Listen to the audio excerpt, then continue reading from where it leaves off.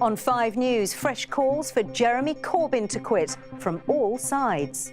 It might be in my party's interest for him to sit there. It's not in the national interest, and I would say, for heaven's sake, man, go. The Prime Minister urges him to stand down, along with former Labour leaders. People from all wings of the party in Parliament have lost confidence in Jeremy, so sadly I believe he has to go. He's still clinging on, but can he survive this pressure? Also, Europe hits back. In the first EU meeting without Britain since the referendum, leaders warn they won't climb down on immigration. Terror in Turkey. 41 people are now known to have been killed in an airport attack. More than 200 are wounded. People were shooting on one side, and we all ran the other way. And then the bombs went off, and people started running the other way, and there's more shooting. And a cardboard box for your baby to sleep in. Why a hospital is giving new parents something different. Hello and welcome to 5 News. I'm Sian Williams. It was as dramatic and emphatic as it gets. For heaven's sake, go. That was the plea from David Cameron, a man who himself has stood down from his role, to the Labour leader Jeremy Corbyn, who refuses to quit his. The Prime Minister was joined by a string of former Labour leaders too, including Gordon Brown and Ed Miliband, who all added their voices to the calls for him to resign. From Mr Corbyn's allies, however, a plea for calm. Catherine Jones reports. A new day, the same barrage of questions for the Labour leader. How are you going to unite the party? Once Jeremy Corbyn made it through the media scrum outside his home and reached work, he faced a Prime Minister clearly exasperated that the Labour leader doesn't see his referendum performance as a resigning matter. And I have to say to the honourable gentleman, he talks about job insecurity and my 2 months to go. It might be in my party's interest for him to sit there. It's not in the national interest, and I would say, for heaven's sake, man, go. As a Prime Minister on his way out exhorted the leader of the opposition to quit, there were 2 more resignations from the shadow cabinet. Pat Glass on the left, who'd only been promoted on Monday, and Emma Lewell-Buck. Plus a parade of party heavyweights with the same message. Well, I think it's evident that he's failed, and it's so important for the party and it's so important for the country that we have a strong and effective opposition at this time. People from all wings of the party in Parliament have lost confidence in Jeremy, so sadly I believe he has to go. Angela Eagle is the woman many expect to step forward as an alternative Labour leader, though she's dropping no hints so far. I'm not giving any comments today. I'm going to get in my car and go to work. It's likely she, or any other candidate the party's MPs rally around, will have to go head-to-head in a contest with Jeremy Corbyn. That's the clear position Mr Corbyn's key parliamentary ally is sticking to. There's no need for all this, but if there is to be an election, play by the rules, let democracy play out, and in the meantime, though, the most important thing is let's do our job as MPs and as a Labour opposition. On Monday, supporters of Mr Corbyn rallied to his defence, and another demo is planned tonight. But the big, as yet unanswered question is how the 400,000 or so members of the Labour Party would vote if there is a leadership contest. Catherine Jones, 5 News. It was the first time the EU had a major summit without the UK being at the table in 40 years. And just in case the message from Brussels wasn't fully received, the European Council President Donald Tusk underlined it, saying that European leaders had made it crystal clear that Britain can't keep the benefits of being in their club without also accepting all its rules, including those on immigration. Well, some of those vying to be the next Tory leader say they can't accept that.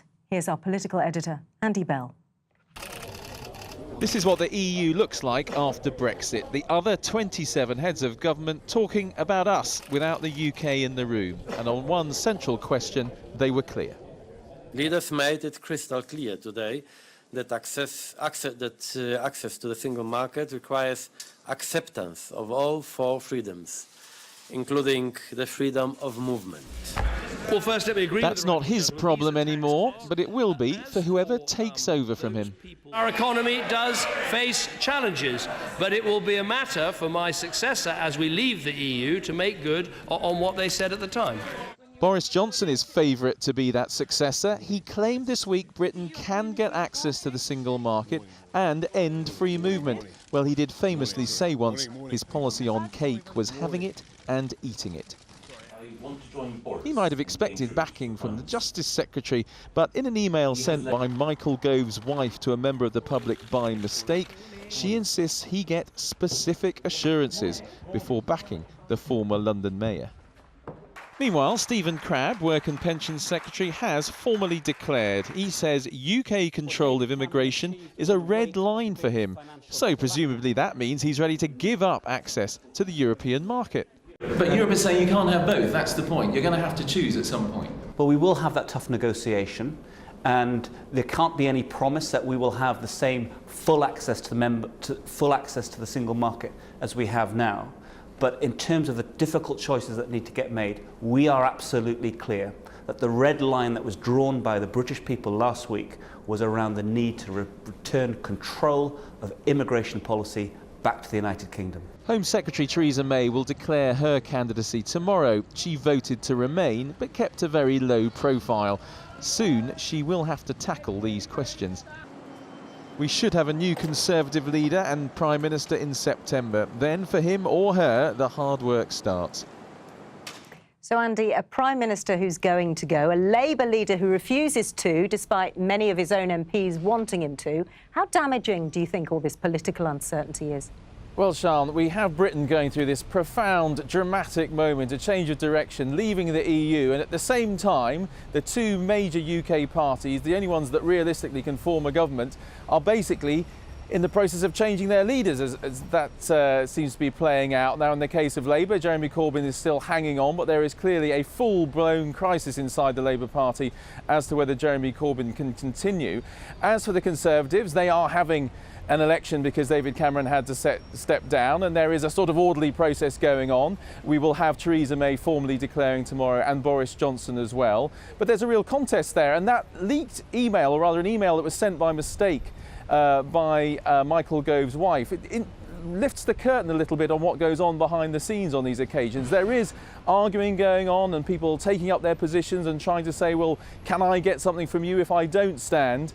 And I think it's interesting to see that clearly in the Gove camp, they're not at all sure that Boris Johnson, who a lot of people think is the favourite, they're not at all sure that he's a shoe-in for this job. Andy, thank you. Well, back to Brussels, and one party leader who is having talks there today is the Scottish First Minister, Nicola Sturgeon. The President of the European Commission says he'll listen to her request for Scotland to remain a member of the EU, but both the French President and the Spanish Prime Minister have ruled that out. And coming up later, an exclusive poll of your views. Do you want a second referendum? And do you think politicians will keep promises they made before the vote? First, though, other news. And at least 41 people are now known to have been killed and 239 injured in an attack on Istanbul's main international airport. Witnesses described how suicide bombers who'd arrived in a taxi walked into a terminal before opening fire and then detonating their bombs. Turkey's Prime Minister says the early signs are that so-called Islamic State carried out the attack. Just a warning that Simon Vigar's report contains images that you might find distressing.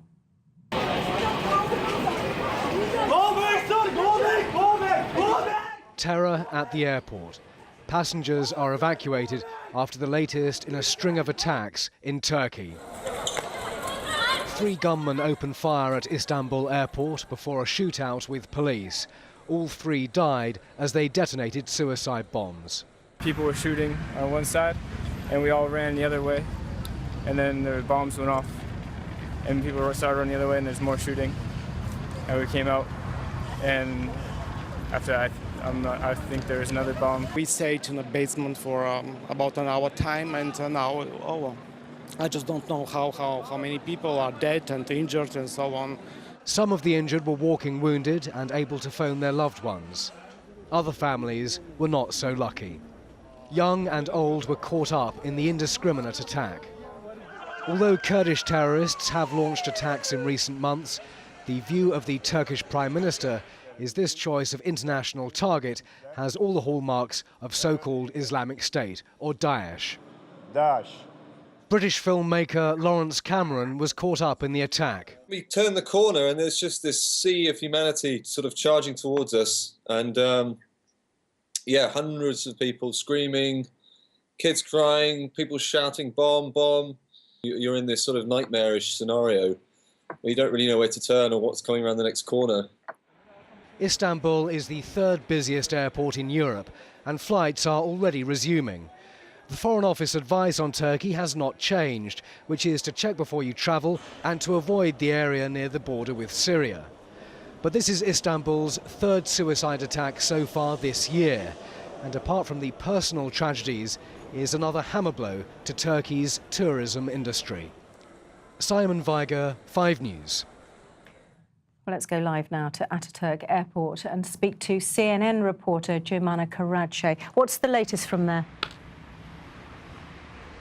Well, Sean, operations have resumed here at the airport early this morning, and over the last few hours we have seen more and more flights arriving from all around the world. We have seen repair work taking place at the terminal, a major cleanup operation that was underway earlier today. You get a sense here that authorities really want to try and restore some sort of normalcy to this airport, but all eyes are on the investigation. As you mentioned in your report earlier, the suicide bombers arrived in a taxi at this airport, and in the last few minutes we're hearing from the prosecutor's office that the taxi driver was taken in for questioning. His statement was taken by the police and later released. Of course, they would hope that he would give them some sort of clues and to allow them to try and trace back these bombers. At this point, no claim of responsibility yet, but both Turkish and U.S. officials say that the attack does bear the hallmarks of the so-called Islamic State militants.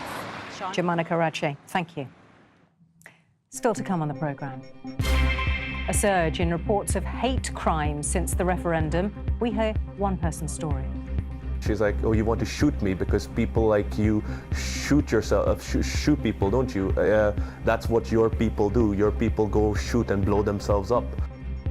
And why babies are being given cardboard boxes to sleep in.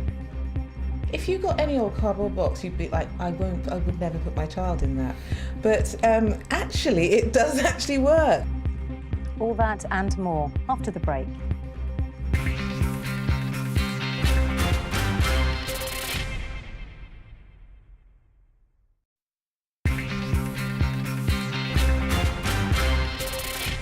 Welcome back. You're watching 5 News.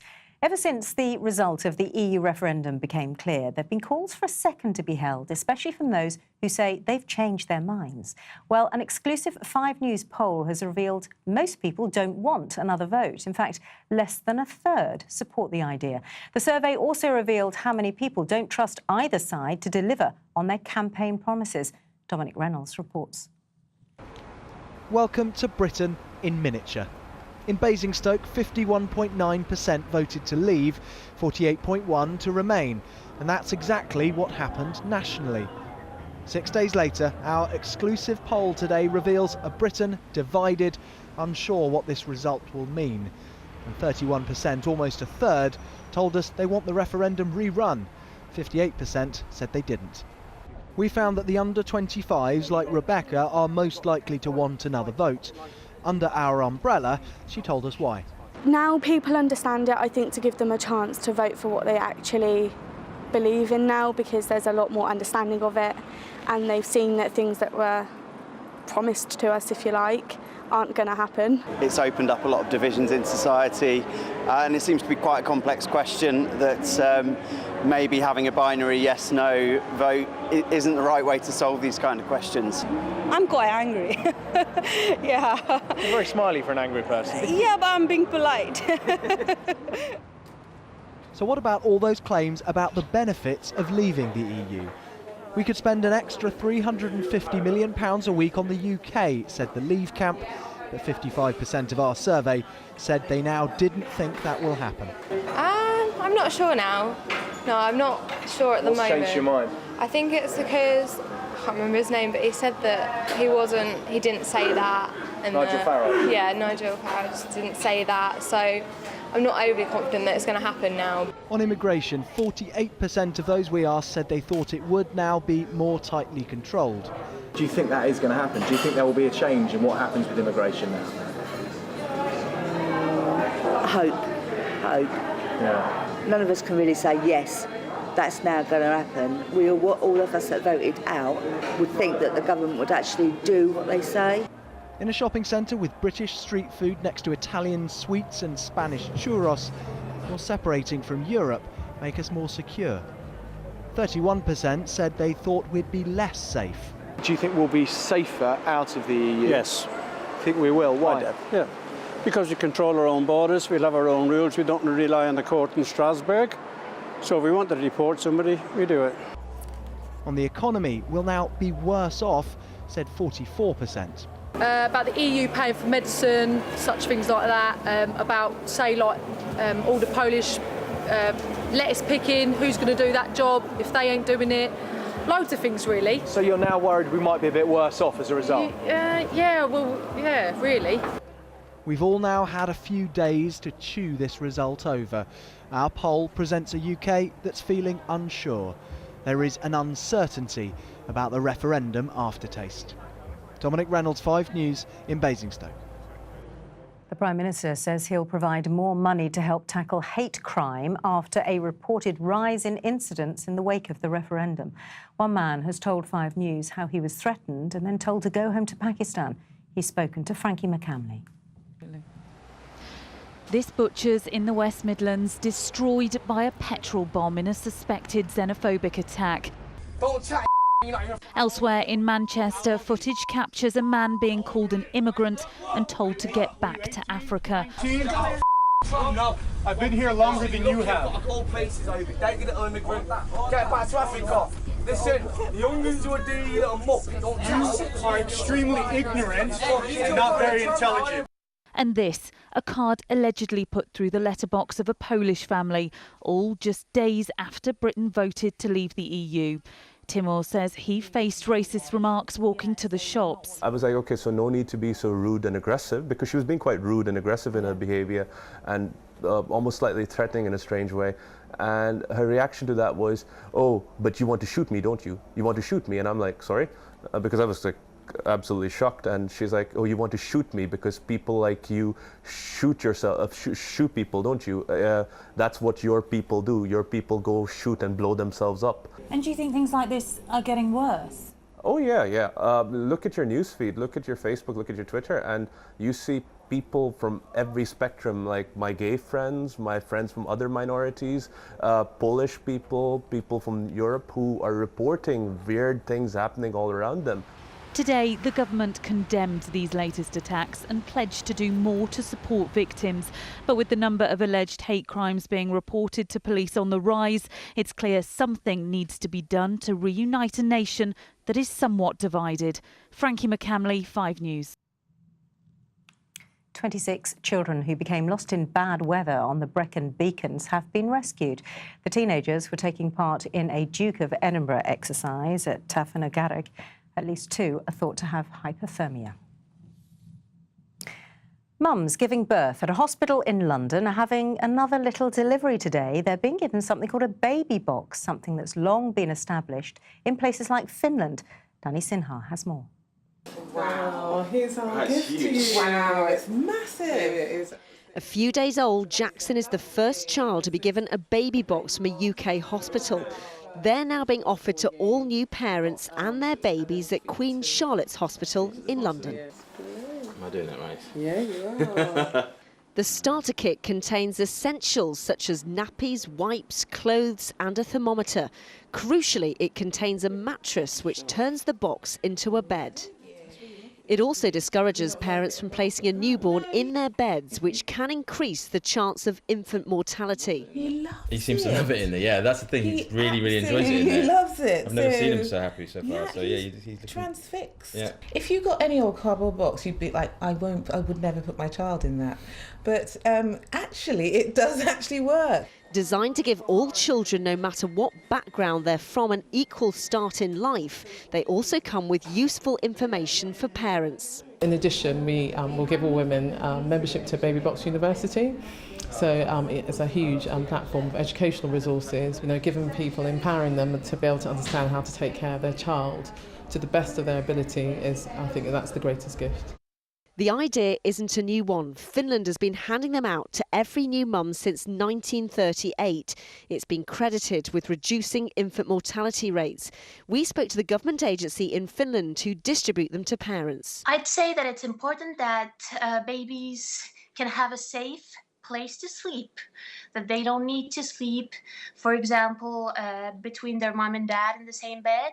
They have their own comfortable, safe place to sleep for the first few months of their life. The boxes don't cost the NHS money. They're being funded by an American company. Jackson might be one of the first of thousands of British babies to benefit from a box. There are plans in place, though, for other hospitals across the country to follow suit. Danny Sinha, 5 News. Oh, before we go, Matt's joined us to tell us what's coming up on 5 News tonight. As well, yeah. Anyway, Sian, all eyes this evening, not on babies, but on one man. Will Jeremy Corbyn resign? We're due to hear what the unions think about him. We'll have all the reaction at 6:30. And after all the serious news of recent days, a bit of light relief too. We're on the red carpet with the stars of Ab Fab, the movie, as it gets its premiere this evening. Those stories and more in an hour. Look forward to that. Thanks, Matt. That is it, though, for us. Sian Welby has the weather next. I will see you again tomorrow at 5. Matt's back in an hour. Thanks for watching tonight. Goodbye for now.